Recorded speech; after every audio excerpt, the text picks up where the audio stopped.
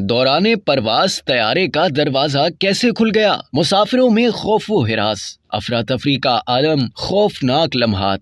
کیا آپ ایسا تصور بھی کر سکتے ہیں کہ آپ جہاز میں سفر کر رہے ہوں اور اچانک دوران پرواز جہاز کا دروازہ کھل جائے؟ ہے نا یہ ایک دل دہلا دینے والی سوچ؟ لیکن کیا اگر آپ کو بتایا جائے کہ ایسا واقعی میں ہوا ہے تو یہ آپ کو ضرور حیران کر دے گا۔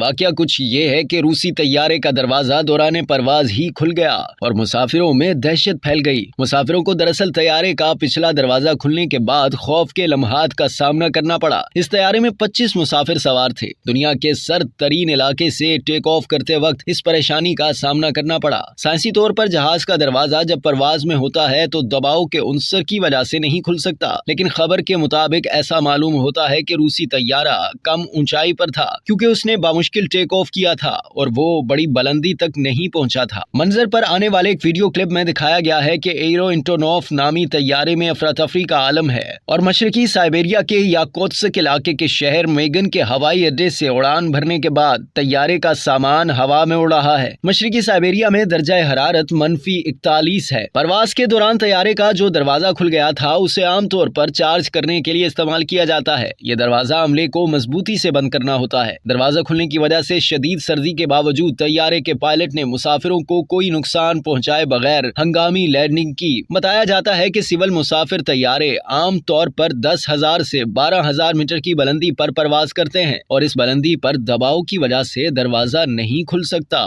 اب تک کے لیے اتنا ہی۔ مزید جاننے کے لیے سبسکرائب کیجیے ڈیلی جنگ یوٹیوب چینل اور لائک کیجیے ڈیلی جنگ فیس بک پیج۔